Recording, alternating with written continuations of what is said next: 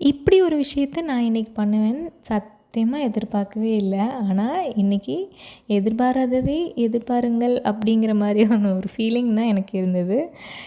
ரொம்ப சின்ன விஷயம் தான். கேட்கும்போது உங்களுக்கு அப்படி தான் தோணும். பட் எனக்கு வந்து அது ரொம்ப பெரிய விஷயம்.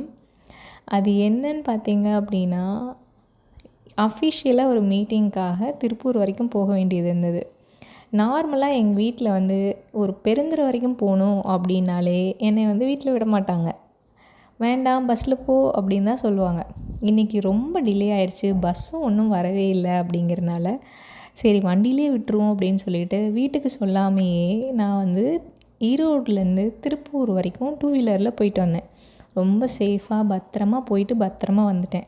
வீட்டுக்கு வந்ததுக்கப்புறம் சொல்லும்போது வீட்டில் செம்மையாக டோஸ் வாங்கினேன். அது வேறு விஷயம். சொல்லாமல் நீ எதுக்கு அவ்வளோ தூரம் வண்டியில் போன அப்படின்ட்டு. பட் சொன்னதுக்கப்புறமா ஓகே அப்படின்னு சொல்லி அக்செப்ட் பண்ணிட்டாங்க. இனிமேல் அந்த மாதிரி பண்ணாத அப்படின்ட்டு. இங்கேருந்து பிள்ளைங்க லடாக் வரைக்கும் போகுதுங்க. இங்கே இருக்கிற திருப்பூர் போனதுக்கு நம்மளை இந்த டோஸ் விட்றாங்களே அப்படிங்கிற மாதிரி தான் இருந்தது. பட் ரொம்ப சூப்பராக இருந்தது. தனியாக ட்ரைவ் பண்ணணுன்னு ரொம்ப நாள் ஆசை.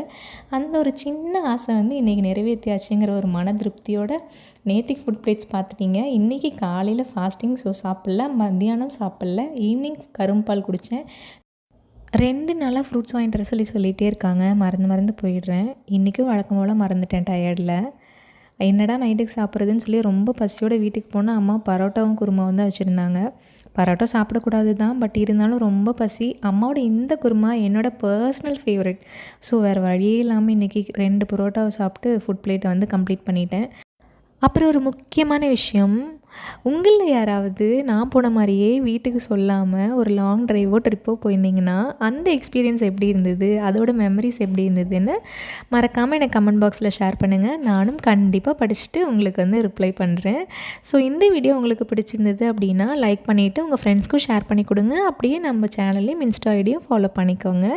தேங்க்ஸ் ஃபார் வாட்சிங். தேங்க்யூ.